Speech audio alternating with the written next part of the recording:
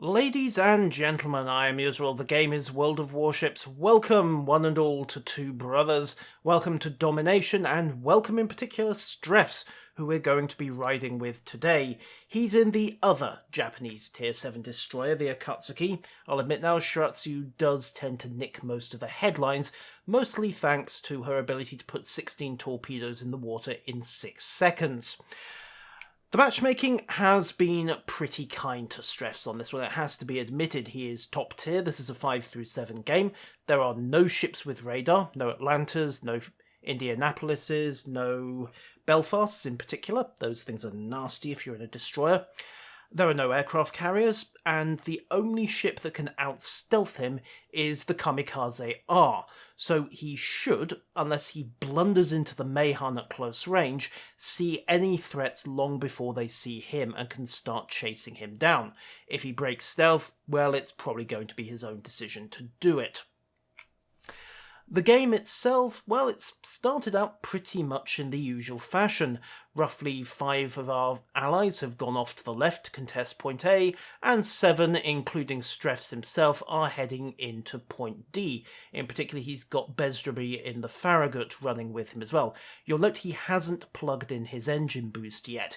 Tempting to do it, get yourself into the cap point a little faster, and Akatsuki excels at that because with Sierra Mike and engine boost she gets up to 42 knots and change, but you do tend to outrun your fire support, particularly when it's super heavies like the Fuso and the Bayern, and the consequence is that you tend to get left hanging in the wind if you run into anything you can't handle or run away from. We have our first enemy contact, Maruchala 1 in the York. He's sailing in pretty much a straight line, no reason not to at this early stage. But Strefs has just tipped his hand that he's here. He's gone into point D, and as a result the capture point is now ticking over. Maruchala is still sailing in a straight line, and Strefs has launched his torpedoes. You'll note, however, that Maruchala is out of range. Well, he was out of range. If he carried on sailing on that course, he would have been in range when the torpedoes got there, which is why Strefs could launch early. Unfortunately, Maruchala has just turned, so torpedo shot wasted. Strefs pops his smoke launcher and starts firing some high explosive from the Akatsuki's 12.7cm guns. Not that he's having much luck. The rounds are shattering or missing against the York's armour, so no early damage or fires there, more's the pity. Maruchala, by the way, hasn't turned because he's smelled torpedo. He's turned because most of the enemy team is in fact going through A. And that horrible, horrible fact is about to become very apparent. Meanwhile, however, Strefs has taken a bit of a risk. He's headed out of his smokescreen, but he's still firing his guns, which means he's detected, which means that there's a New Mexico, a Bayern, a Congo, and yes, a York-class cruiser, all of whom really want to say hi. And they're going to do it. 12.7cm guns don't do very much against battleship armour. The reverse, however, is not the case. He did get a bit lucky, however. He started 2 fires on Dragonarukas's Bayern, and Dragonarukas, predictably, has put them out, blown its damage control, and now he's started another fire. So if anyone wants to order up some roast potatoes, now would be an excellent moment. Strefs breaks contact, waits for the fire to go out, although at 30 seconds he's actually waiting for his damage control to come back. 5 seconds on that. 4, 3, 2, 1, and done. We can stop the barbecued sashimi over there. That really does ruin the taste. The York under Maruchala is still legging it off to the southwest, but look at the mini-map for a second. We can see the last contact marker for the Mayhan off in G3. That's heading southwest. We know there's nothing else that we can see in the control point, so what's capping? Yep, the Kamikaze R is over there as well, which means that there is absolutely no enemy destroyer cover on this side of the map. Strefs and Bezdrabi can therefore take advantage, get forwards, and start hunting themselves some big fat juicy bottle sheep. Unfortunately, while they're doing that, their teammates over on the west are having a horrid time of it. there are only 1, 2, 3 enemy ships over here. A fourth is legging it west, which means that there's 8 enemy ships over at point A, facing 5 friendly ships, and needless to say, the steamroller is in full gear. The lemming train has no brakes, and friendlies have realised this. The 2 New Yorks and the, well, Old York, for want of a better term, the Tier 7 German heavy cruiser, are fighting as good a delaying action as they can. The Gnevny is heading off into the channel. There's not much he can contribute either against the kamikaze's spotting. So while they're doing that, Strefs and his buddies have really got to motor. And they're endeavouring to do just that. Strefs is pouring fire into Sir Kelly's New Mexico. You'll notice he switched to armour piercing there. Sir Kelly is burning, he's not controlling the fire that enthusiastically, so try to get some slightly better damage out of the armour piercing. Unfortunately, the New Mexico, while it's a battleship and does take a while to answer its rudder, those old US battleships, the standards, once they get turning, they're very good at it, so he's managed to torpedo beat through Strefs' fish. No nice juicy 15 or 20,000 damage there. Fire a bit more high explosive now that Sekili is angled up and the AP is just going to bounce. Unfortunately, the HE is just shattering unless he hits superstructure, so he's really got to get a fire going. In the meantime, however, things are going very badly wrong in the centre channel. In particular, we can't see him because there's no direct observation, but the York has met the friendly Gnevny in Suicide Alley and, well, the Gnevny lost rather badly. The lemming train is coming up on B, and they've just lost the Alba as well. Strefs, meanwhile, is pouring fire into the New Mexico. Sir Kelly is now burning in at least 2 locations, and unfortunately, I don't think he's got damage control because he's not containing that fire. Anyone for hot dogs? No? Well, pity, because there's an excellent barbecue going on over on that ship if you want to play. Point B is falling, however, there's not a lot they can do about this from here. The 2 New Yorks are still fighting as best they can, but they are horribly outnumbered, they are horribly outgunned. What Strefs is trying to do at this point is just get round and keep the balance going. They are 3 ships down, they are 200 points down. They're now only 2 ships down because Sekili has declared the barbecue over and sunk, and the enemy York has gotten to be along with at least 1 of the enemy destroyers, so it's not looking too good for the heavy brigade over there. There goes point B, and Edush sinks the friendly York of the tank London. That leaves 2 battleships facing, by my count, that would be 1 enemy battleship, possibly none, at least 2 destroyers, and 4 or 5 cruisers? Oh dear, that's probably not good. Over on this side, however, Strefs has just gotten a bit too close to Trencavel's Congo. However, he has put his torpedoes in the water, and Trencavel, who is either thinking about shooting him or just lewding up the Admiral, isn't really paying enough attention. Farewell, Trencavel. The Admiral will not be too impressed with that demonstration, particularly since the Burning Love did nothing. That leaves the Nürnberg, and it just had to be the Nürnberg, didn't it? After the kamikaze in the Mayhan, this is the one ship that can cause Strefs the most amount of trouble.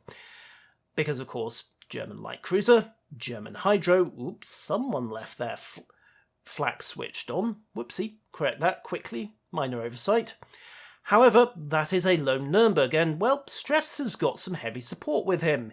He's got a Fuso and a Bayern in direct support. Bezjemy is just putting down the enemy Bayern, and the reason I'm not counting the Königsberg and the Fuso, well, Gunnerman 44 and Gunslinger are turning back. They are going to attempt what can only be described as a forlorn hope, as Lionhearted puts down the Nürnberg and takes out the last remaining obstacle between Strefs and Point C. So he plugs in his engine boost and gets motoring. He has used his last smoke charge. At this point, it is all about range and speed for staying undetected. Bezjemy puts down the Bayern with a close-range torpedo salvo, but right now it's all on Gunslinger and his mate in the Fuso. and they're not going to last very long, but they might just delay the enemy. Every second they can buy against that enemy juggernaut of a lemming train is absolutely critical. Strefs is running into sea. He's taking best advantage of the time that the Königsberg and the Fossau are buying for him. There are a couple of catapult fighters left overhead, nothing else to shoot at, and critically nothing to shoot at him, so he switches his flak back on and starts popping shots away. Meanwhile, Gunslinger has engaged. The Fossau and the Königsberg have begun their death ride, and that's really the only way to describe this. Friendly torpedoes are in the water. They are trying to get lock onto Maruchlo, who's dumped his own torpedoes as well. Mutual wipeout? Well, we're going to find out in a second. Maruchlo is only on 6,000 health, and the torpedoes from the Königsberg take out the York, but Gunslinger has taken a couple of big hits in return. It wasn't torpedoes, though. That was gunfire. The York's fish are still running. Gunslinger dumps the torpedoes from his other launchers, trying desperately to get out. He eats a torpedo, and is he going to be able to get away from this? You have got to be kidding. Not with that enemy's ships. He's angled on to light cruisers, heavy cruisers. It's not a question of what happens, it's a question of who kills him and how many he takes with him. In particular, can he nail that Mayhan? 273 health. He goes down to the Cleveland's guns, and no, he didn't manage to get that last salvo off. The Mayhan is still in the fight on 273 health. That leaves his buddy in the Fossau, who has got a kamikaze at point-blank range. Gunnerman finishes the Mayhan off with main battery fire, but almost immediately the kamikaze stuffs point-blank torpedoes into the Fossau's hull, sends him to the bottom. Strefs is running into point A. It's currently 2 points each, and it's closer than you would think. They are currently only 2 ships down, all things told. Unfortunately, all the enemy ships are in one place. Strefs is getting into point A. He's starting the capture there. They can still pull this back, provided they can hold a majority of the points and essentially run the clock. But right now, the emphasis has got to be on the Farragut of Besdreby, who is basically staging his Banzai charge into the enemy fleet. And Banzai is the word for it. 1 destroyer against a destroyer and 3 light cruisers. Yeah, there's really only one way this is going. It's all very well telling Besdreby not to be reckless, but he's got no other choice. He's got to slow down the enemy fleet. They have got to buy time. So the Königsberg and the Farragut sacrifice themselves. Let's see what the Farragut and the Bayern can do. Turns out the answer was basically die. Perfide in the Cleveland is not messing about. He slams shots straight into Besdreby, but Besdreby gets his revenge almost immediately, taking out Pertide with flooding from a torpedo hit. Over on this side, however, Strefs has re-engaged the enemy's rearguard. He's heading through point A, and he's actually secured the cap. Meanwhile, the Bayern is doing his best over on the other side of the map to hold down what is now 2 light cruisers and a destroyer. Well, he can certainly punish the cruisers, but that destroyer is going to be trouble. However, the kamikaze is on the wrong side of this island, over in F8 and 9. Strefs gets a torpedo hit onto the König.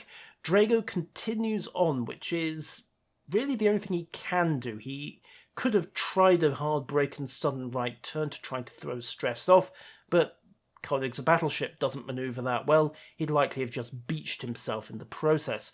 So Strefs anticipates, puts another torpedo tube, only launches the 1, so he's got 2 tubes coming back in less than 30 seconds. Tube number 3 is going to take a minute to reload.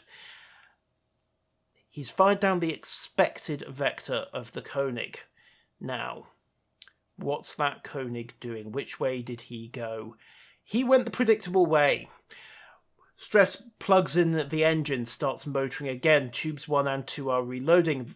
Lionhearted and Wainekins go for a joust. They manage not to ram each other, but very arguably Lionhearted came off worse in that exchange. Strefs breaks away from Drago, who's taken some significant hits, but Drago is down. He didn't manage to dodge the torpedoes. He was turning in, to be fair. He had anticipated, but at that kind of close range with 6 fish in the water, You're never going to sneak a battleship through a spread that dense.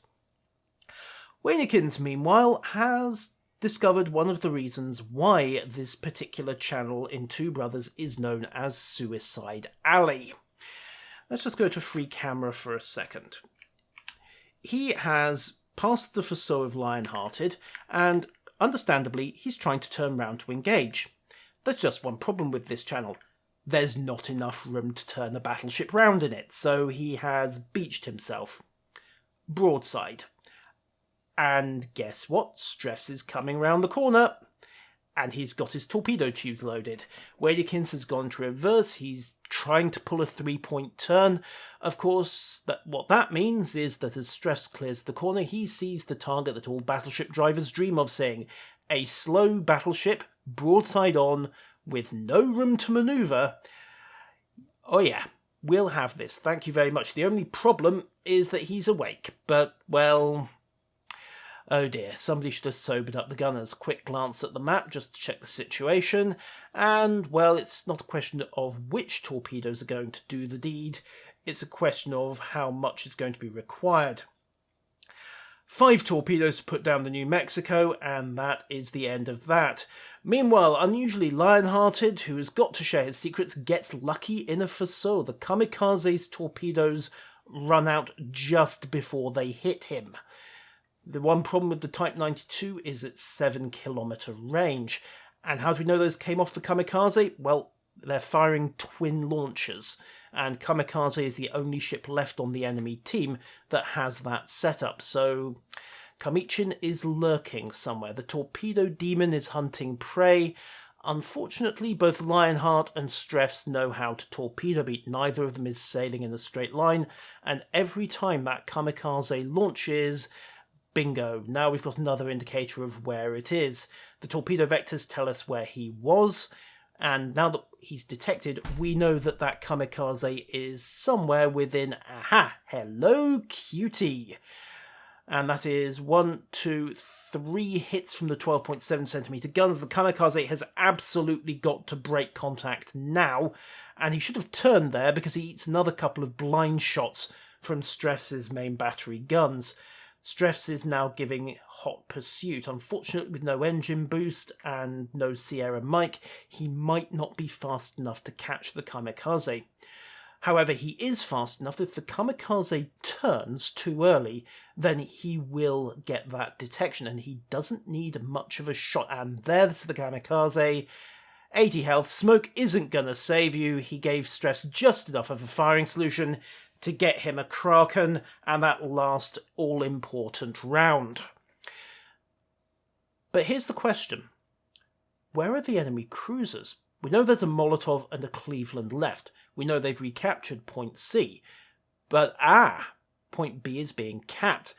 Someone, at least, must have doubled back into Suicide Alley, gone through it while Strefs and Lionhearted were chasing the Kamikaze into D, and attempted to cap B back. So, here's the thing. The Cleveland against a Fosso's broadside, probably not going to last very long if he doesn't play it very smart. The Molotov's got torpedoes and critically has got the ammo to hurt the Fosso, but again, Soviet-light cruiser. Won't last too long in the stand-up duel. Strefs has dumped blind torpedoes onto the most likely approach of the enemy's ships, and bingo, there's the Cleveland. Lionhearted's turning to engage broadside. If he can get one good broadside, he will either delete or at least severely cripple that Cleveland, and secondaries and high explosive from Strefs will then finish him off. The torpedoes, however, are going to miss the Cleveland. Gallifrey 711 has managed to torpedo beat his way around those. The Molotov, however, did not. And oh dear, 998, 1,000, and that is the win for Strefs and his team. All of which brings us to the results screen, and Strefs got himself quite the grab bag of awards on this one. He bagged 5 captures and capture assist ribbons, so yes, he did actually capture D twice, which is fairly impressive in its own right. 6 kills gets him a Kraken Unleashed, and 172,000 damage gets him Confederate and high caliber. Most of that damage came off the 13 torpedo hits, and most of those hits were, with the exception of the one that clonked the rather unlucky Molotov in the bow, into battleships, 4 of them into the Koenig that just got too close for comfort, 5 into that very obliging New Mexico which tried to turn in Suicide Alley. New Mexes are actually surprisingly resistant to torpedoes, but hey, you stuff enough of them into the hull and they still do the job. Why did you try to turn in Suicide Alley? I don't even know. I assume he was trying to get guns onto the Fossaux, but he would have been better advised just to carry on down, recap the southern control point, and then loop back to D to hook up with his cruisers. But hey, hindsight is always 20/20. The last 3 hits, of course, were the Congo, and really, that Congo has got no excuses. When you get a destroyer popping up at 6.4 kilometers and then disappearing again without firing its guns, smell torpedoes and slam on your rudder, ladies and gentlemen. Don't do what that Congo was apparently doing and get lost in daydreams about lewding up the Admiral. As for the main battery, they landed 69 hits, which forces me to remind you of 2 things. The first is that yes, Japanese destroyers have guns, and yes, if you're careful, they can do a lot of damage. Most of the time, Strefs was firing from the concealment of smoke, and the one time he didn't, fairly early on, he got a little bit trigger happy, and it cost him 1/3 of his health.